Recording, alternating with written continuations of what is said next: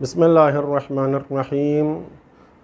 आज की इस वीडियो में एक मसला आपके सामने बयान करना है, वो ये कि अय्याम अज़ा इमाम हुसैन अलैहिस्सलाम में या दूसरे अइम्मा मासूमीन की शहादत के अय्याम में स्याह लिबास पहनने का हुक्म क्या है। तो इसका बेहतरीन जवाब यही दिया जा सकता है कि हर बंदा अपने मुज्तहिद की तरफ रुजू करके अपना वजीफ़ा मुअय्यन कर सकता है। इस हवाले से मुज्तहिदीन की आरा दो किस्म की हैं।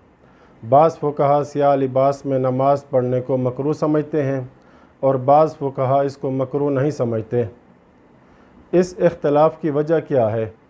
वो ये कि हमारे यहाँ मशहूर है कि काला लिबास जहन्नमियों का लिबास है या फ़िरऔनियों का लिबास है या बनी अब्बास का शियार था, तो इस वजह से अक्सर फ़ुक़हा क़िराअत की तरफ गए हैं।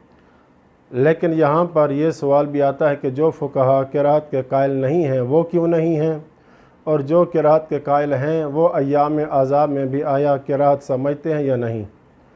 तो इससे पहले कि जवाब दिया जाए, ये बात पहले समझ लीजिए कि जो फ़ुक़हा क़िराअत के कायल नहीं हैं उनमें से एक आयतुल्लाह सैयद सिस्तानी हैं, चाहे अय्याम अज़ा हो या आम दिन हो, मकरूह नहीं है। आयतुल्लाह हाफ़िज़ बशीर हुसैन नजफ़ी के नज़दीक भी मुतलक़न क़िराअत साबित नहीं है, चाहे अय्याम अज़ा हो या ना हो।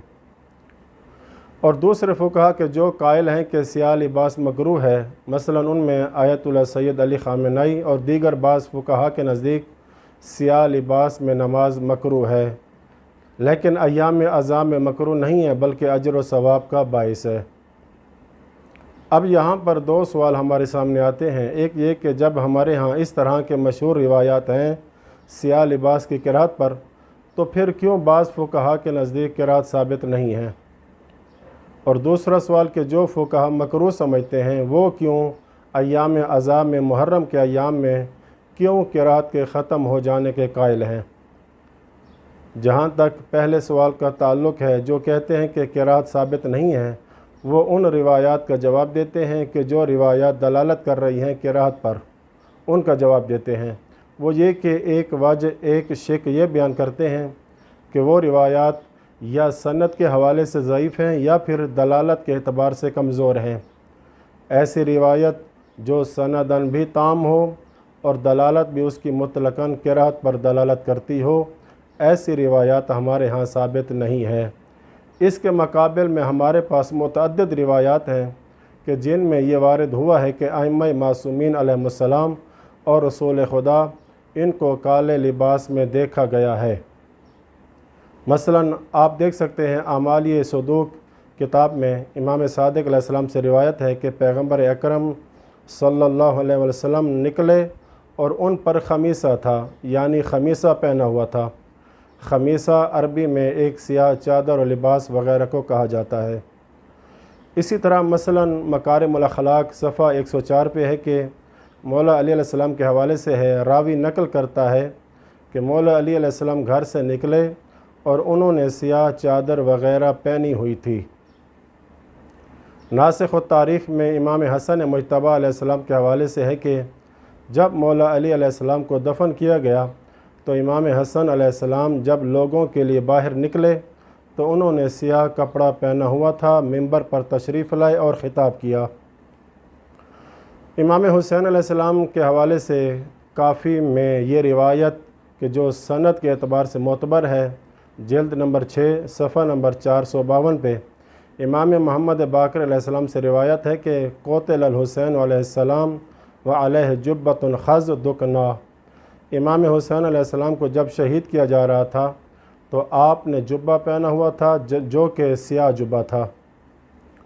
महासिनुल बरकी जिल्द नंबर 2 सफ़ा 420 पे कि जब इमाम हुसैन अलैहिस्सलाम शहीद हुए तो बनी हाशिम की ख़वातीन मदीना में सियाह लिबास पहनती थीं और इमाम ज़ैनुल आबिदीन उन ख़वातीन के लिए खाने का बंदोबस्त करते थे, तो वो इमाम अलैहिस्सलाम के सामने सियाह लिबास पहना करती थी।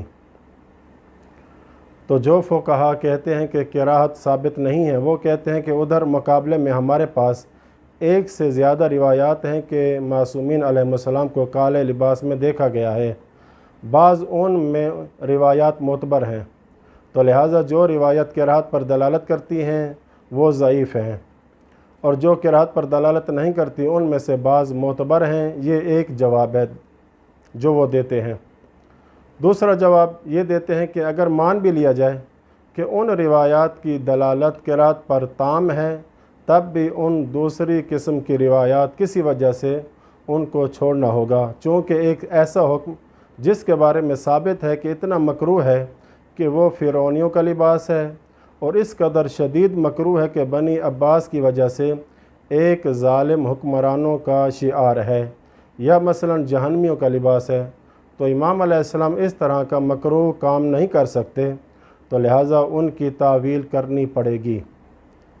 تیسرا جواب یہ دیتے ہیں کہ ان روایات میں کہ جو قرات پر دلالت کرتی ہیں انہی میں قرائن موجود ہیں کہ ان روایات سے مقصود مطلقاً قراءت نہیں ہے، حتیٰ اگر کوئی گھر میں بھی پڑھے مکروہ نہیں۔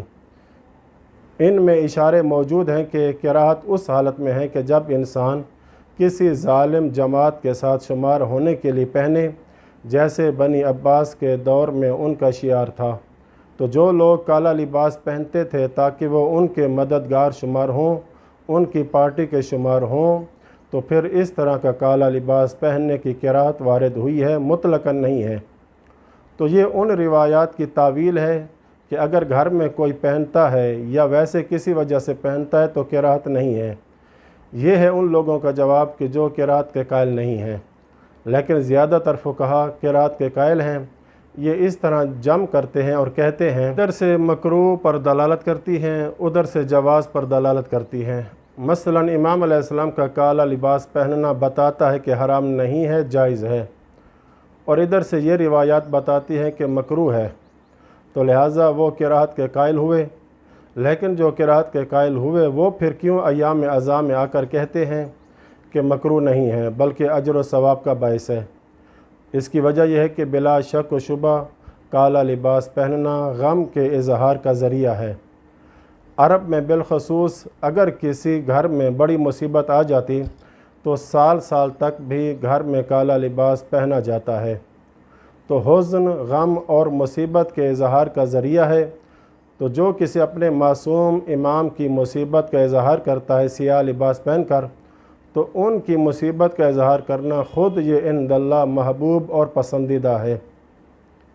یہ سبب ہے اس بات کا کہ جو فقہا قراءت کے قائل ہوئے وہ بھی ائمہ معصومین علیہ السلام کی مصیبت میں اس کا استثناء کرتے ہیں، یعنی مکروہ نہیں ہے، یعنی ایام حزن میں سیاہ لباس پہن سکتے ہیں۔